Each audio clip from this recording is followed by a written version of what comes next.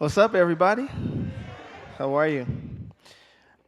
It is an absolute honor to be here. I'm excited about this event and the fact that it is so important in the context of our present culture to give a voice and a platform to those who so often can suffer in silence, not knowing that they have some courageous advocates who are fighting for their mental health and well-being. Most of them have no idea yet that one of their greatest allies is an incredibly courageous 18-year-old by the name of Lauren Humphrey.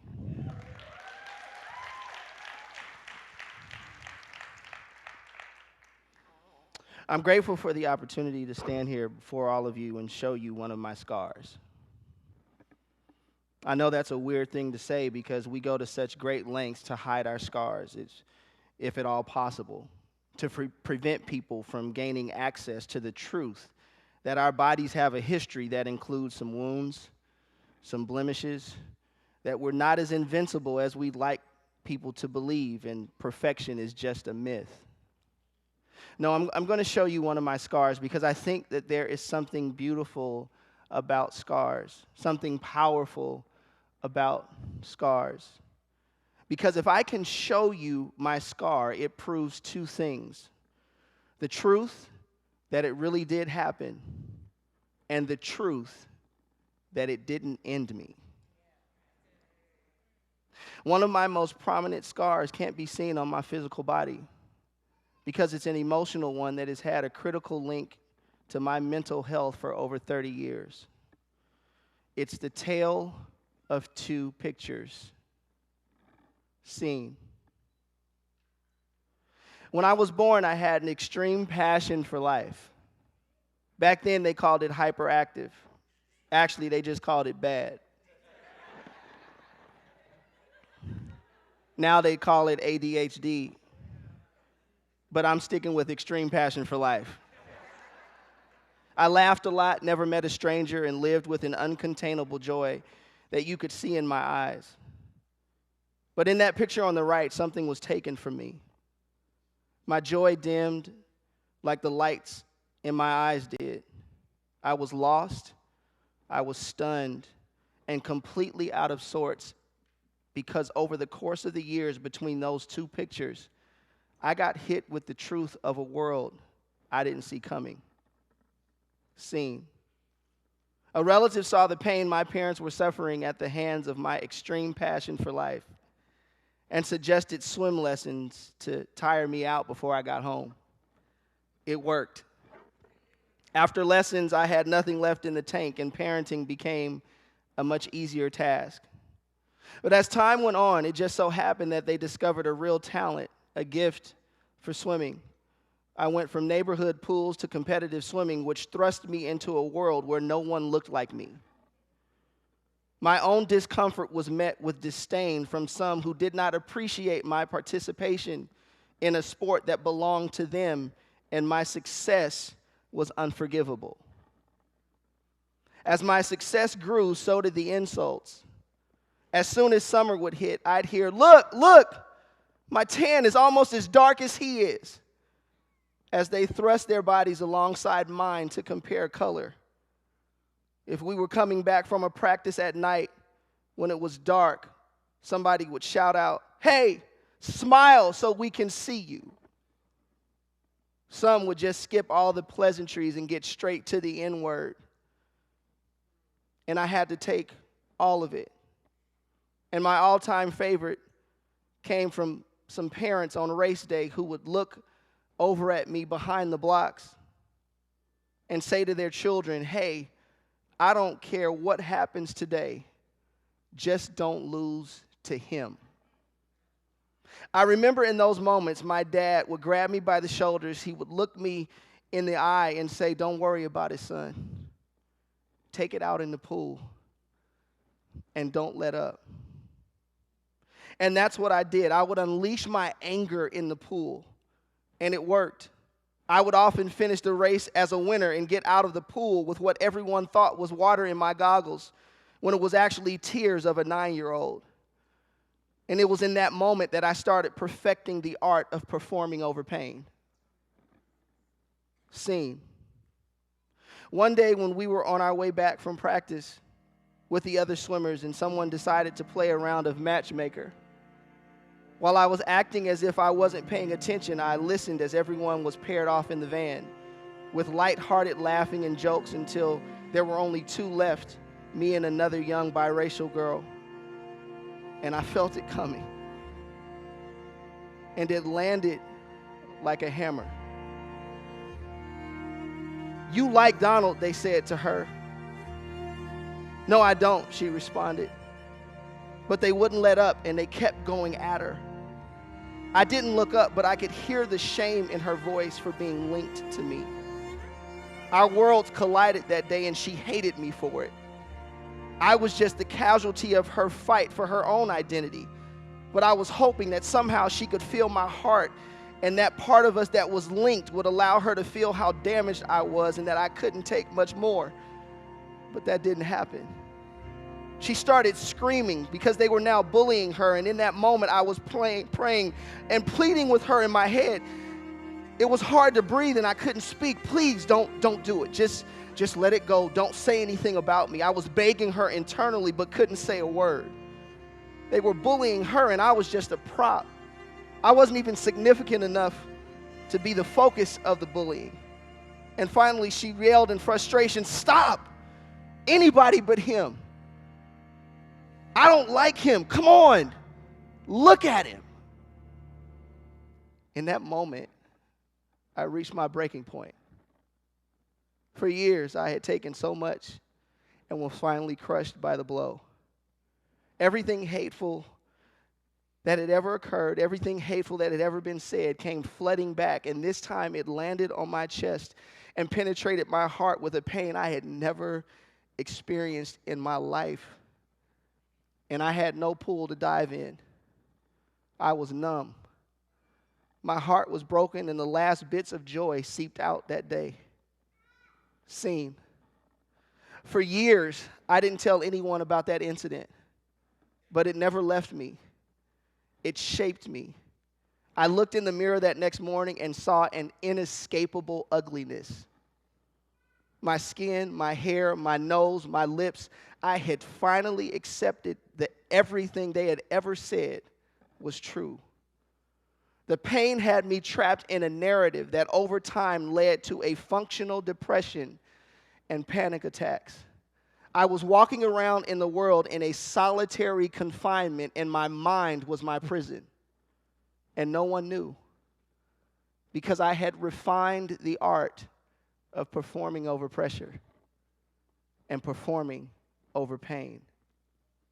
I was an athletically gifted, good grade having, all the right words saying Christian teen, and I was depressed, in pain, and looking for a way out, and no one even noticed, because I realized that success is the most effective smokescreen for pain. And life continues. Now 18 to 22 years old, I'm attending UC Berkeley, doing well, but the pain. It was hard to take at times, and I floated in and out of private addictions just trying to cope with pain that was so bad that sometimes I just get in my car and start driving and pick up speed on the freeway, 85, 90 miles an hour, just drifting towards the cement divide, and hear a voice say, "If you just drive into it, it'll just look like an accident. No one will ever know. You can't keep living like this." But I didn't listen to that voice, because there would also be times when I would drive that same freeway and see this movie in my mind of me running free alongside my car. And because of that picture, I held on to the hope that one day I would be free. Scene. At 35, I was now leading a thriving young adult ministry in my church, but still performing over pain. And in this random God moment, while I was kneeling in prayer, this woman touches me on my shoulders and says, "You're going to have to let that little boy go. He can't help you anymore." I looked up and couldn't gather myself quickly enough to perform.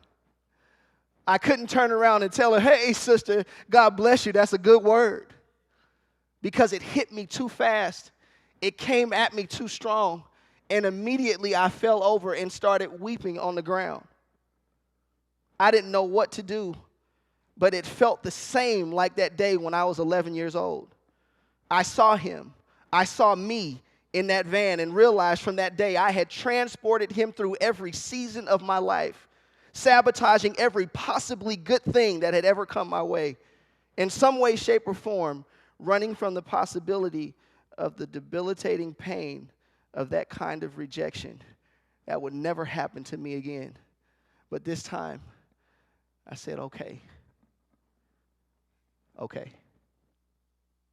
Making a long story short, I gained the courage for the first time in my life to tell the story of those two pictures and finally express the pain that I had kept hidden from everyone for most of my life.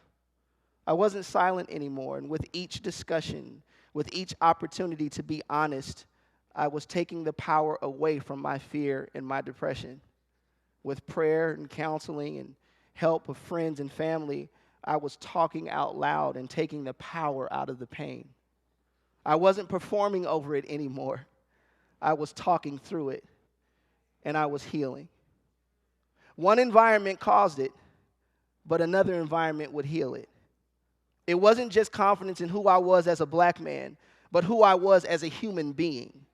It was a collection of people that God brought my way of varied backgrounds and races who created a protective community in which I could heal. Seen.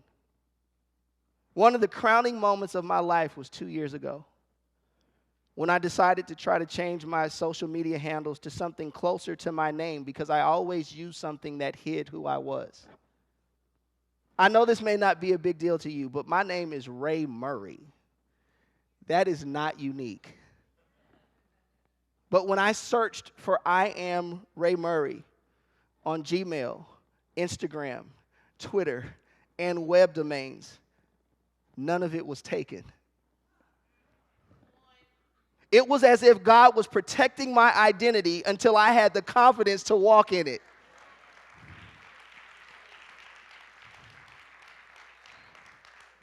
It had been 30 years since I was confident enough to say, I am Ray Murray. And every time I see it,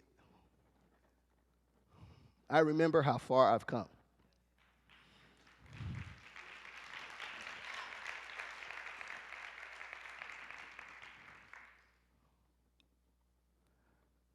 I was healed, but I will always have a scar. Even now, sometimes it flares up and itches. But I'm not silent anymore. And I've learned to take the power out of the pain, even when it itches, by talking about it. Tonight is one of those nights. Seen. The last 30 years have just been a journey back to the first picture. I laugh a lot now. I never meet a stranger. And I live with an uncontainable joy and an unshakable faith in the God I serve. The scar is proof that I made it back. And now I have opportunities to share the beauty and the power in my scar because it proves two things. The truth that it really did happen and the truth that it didn't end me.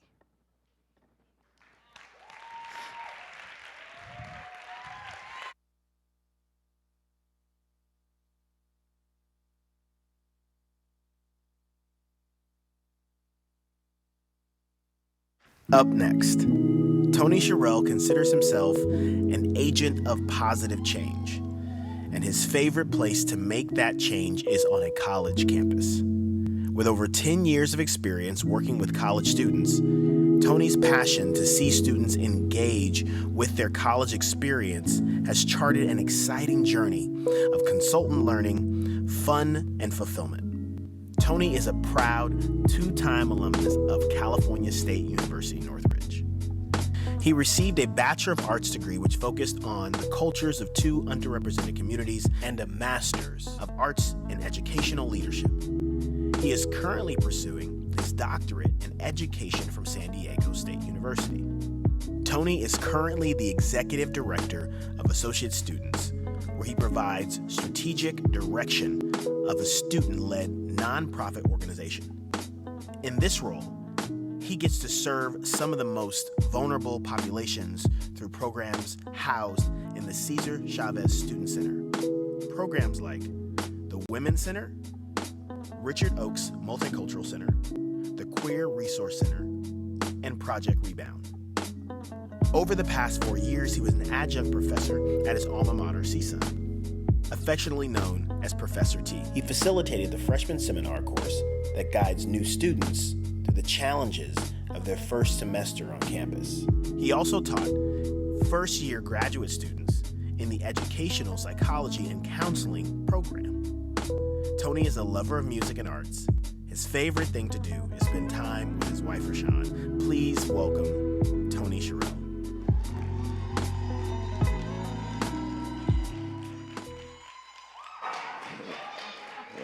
Hey y'all, how you doing? Good. This is the weirdest flex I've ever seen for a senior project. I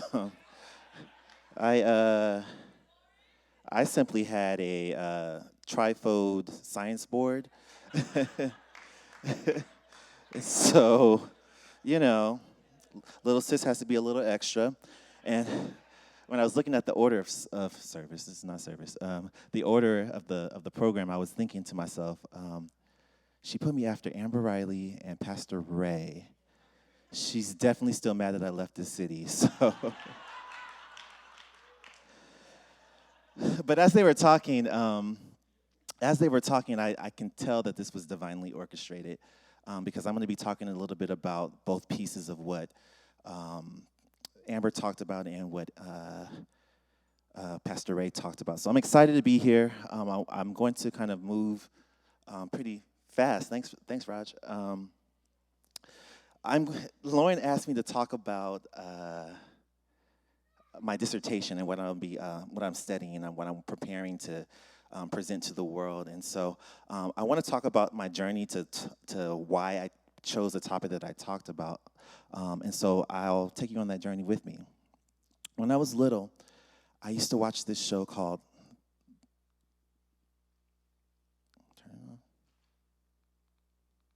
Scene.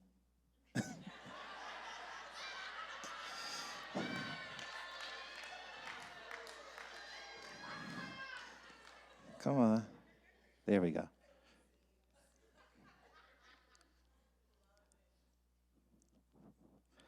I used to watch this show called The Knight Rider. And on The Knight Rider, there was this car called Kit. And Kit could talk, right? Do y'all remember that? Because I dated myself, and there's like a series. This is a high school senior moment, and people don't know what Kit is. And so, but all of y'all are like, yeah, I remember, right? So Kit was a talking car. And one Christmas, I woke up on Christmas morning, and my parents had bought me my own Kit. And I was so excited about it. Yeah, scene. All right, this is my Kit. That's my Kit. And I used to drive that up and down a block on South Central. And I owned the sidewalk. I'm telling you, man. Like, people would move out of my way because I literally like pressed the pedal and I was moving, right? And so when I came of age, I really wanted to have a kid of my own, right? And so I got to the point where I needed a new car. I didn't say scene. Where I needed a new car.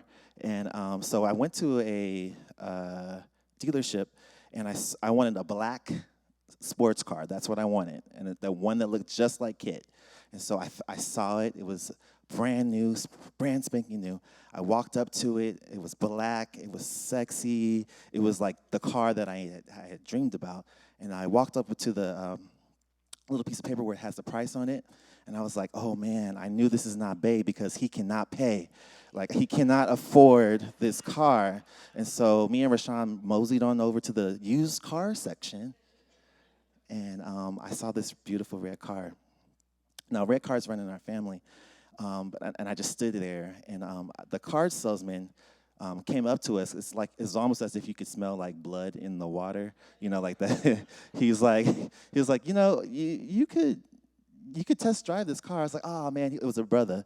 I was like, oh man, I'm a black man. I don't need to get in the red car. I don't want to, I don't want to get pulled over by the police. I'm trying to live. I'm trying to live. And he was like, you can just take it for a ride. Take it for the ride. So me and Rashawn hop in the car. I drive it around the corner. When I get back to the lot, I look behind at Rashawn, and she was like, "We're going home with this car, aren't we?" And I was like, "Yeah, this is her." And so one day, I was taking Keita to a that's what I named the car.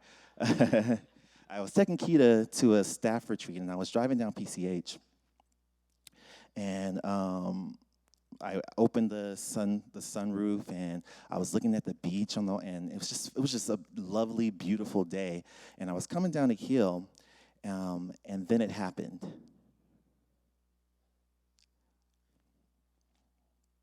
I heard the sirens first. I saw the lights in my rearview window, and I said, okay, it's happening. So I pulled over, and I said, okay, get your license, get your registration, oh my God, it's in the glove compartment. Okay, move slowly. No, but hurry up, he's coming. Like, okay, I got it. And, oh shoot, your wallet, it's in your pocket. Okay, get it out, hurry up. And so he knocks on the window, and I roll down the window. I had finally gotten everything out, and I start to hand him, before he even asked,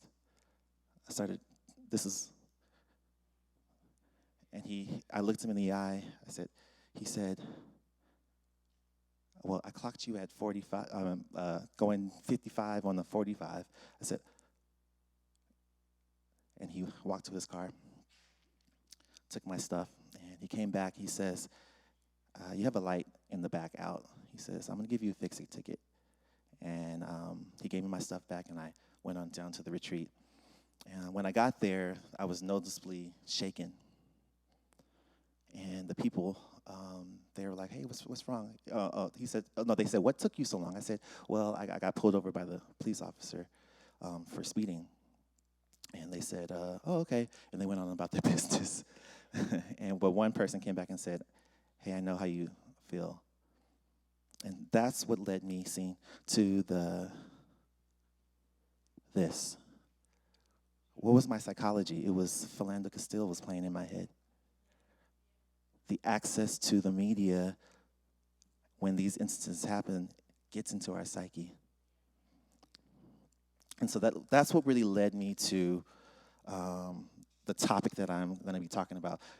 I want to talk about the evaluating black psychology a little bit. What was it about me that made me think that I couldn't get a red car? Well, what was it about me that made me run down the checklist of, okay, move slow, don't look threatening, hand it over. I had a whole checklist in my head to make sure that I was going to survive this encounter. It was for a taillight, y'all. That's it. And what was it that my coworkers had? Oh, you got pulled over? Okay. But I was still shook. Next slide. Racism.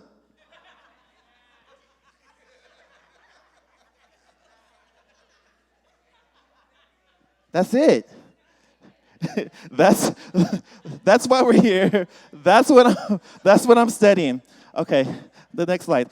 There is a history, a long-standing history where there's an abuse of power when it comes to the black male body and society. And this mistrust has been built over the course of years. Next one. So it's not new. Okay? In 1955, Emmett Till was killed for allegedly whistling at a white woman. In 2012, Trayvon was killed for wearing a hoodie. In both cases, the person was let off. They were exonerated for these deaths. Trayvon Martin was the reason why I decided to engage in social justice, because Trayvon looks like my cousin. He looks like me, right? Next. So I read this book called Between the World and Me. It's an amazing rule. It's a love letter from a father to a son, and I want to read this quote to you all so that you can understand the psychology of a black man in this country. And this is what he said to his son. "But you are a black boy, and you must be responsible for your body in a way that other boys cannot know. Indeed, you must be responsible for the worst actions of other black bodies, which somehow will always be assigned to you. You must be responsible for bodies of the powerful. The policeman who cracks you with the nightstick will quickly find an excuse in your furtive movements. And this is not reducible to just you. The women around you must be responsible for their bodies in the ways that you will never understand. You have to make your peace with this chaos, but you cannot lie. You cannot forget how much they took from us and how they transfigured our very bodies into sugar, tobacco, cotton, and gold." Scholars write about this too, next slide, as well. Racism and race, basically the country was built on this idea. And there's a social and societal understanding that when it comes to white people, they are humans. And if you are not white, you're viewed as objects. And this social contract that is already in place, you may not know about it, but it's actually in place, is that a white person is the holder of a contract or a holder of a deed. Does that make sense? Yes? And that deed, guess what's written on it? People who are not white. So they're holding the deed to these bodies. Does that make sense? And higher education is a prevailer. They're complicit in the continuation of that contract, and I want to try to disrupt that.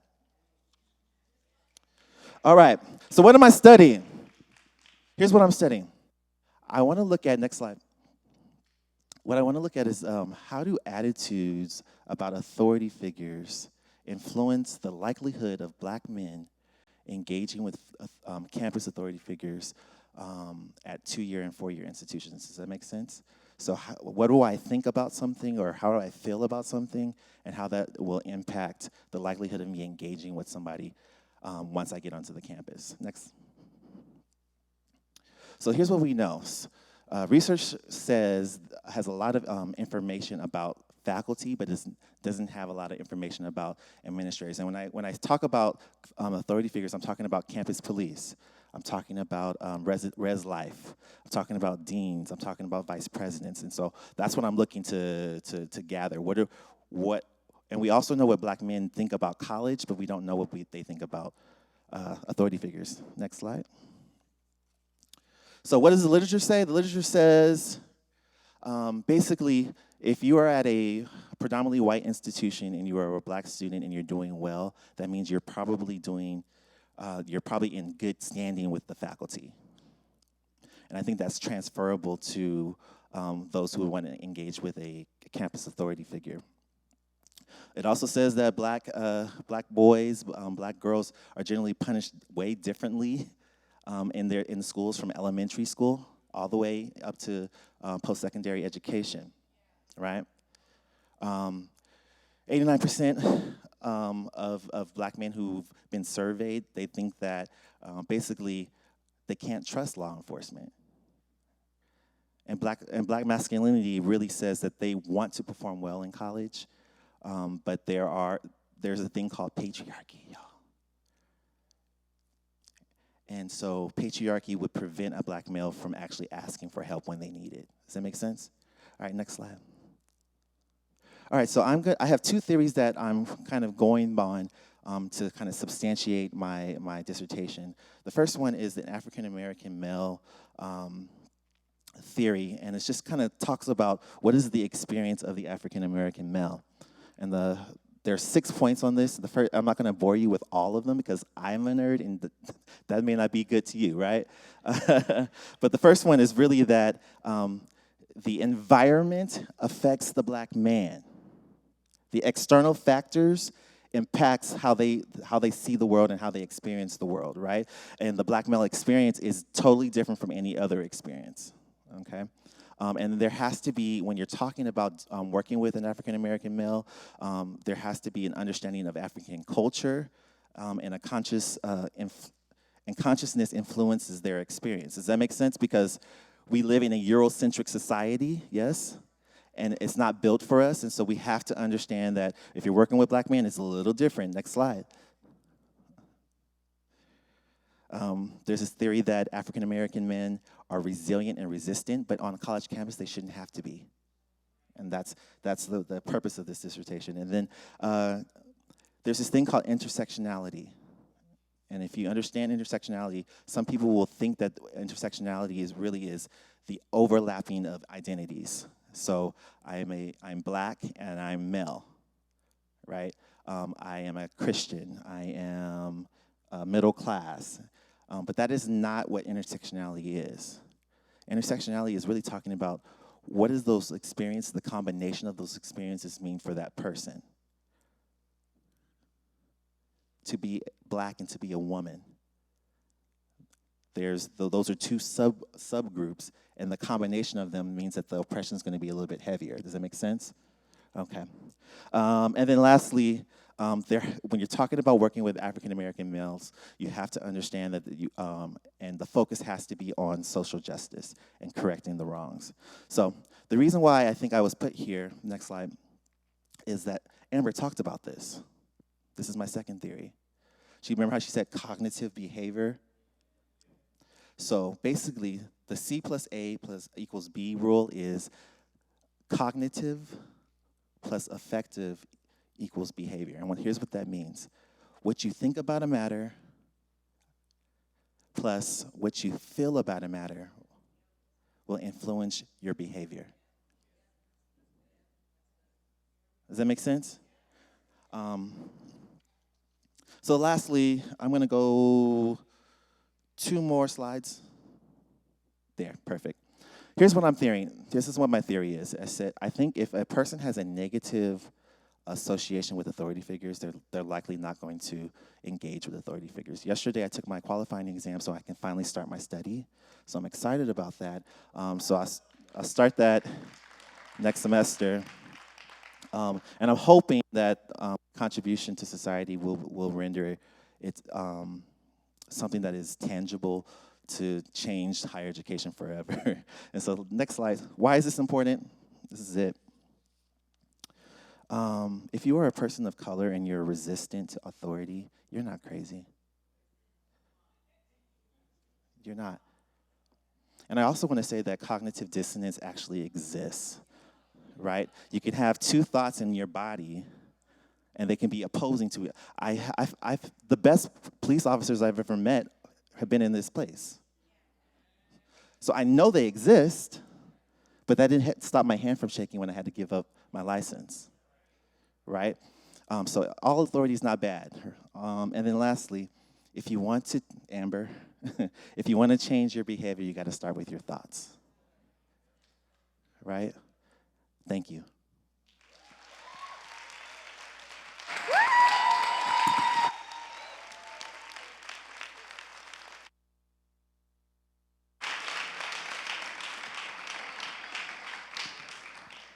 That was good.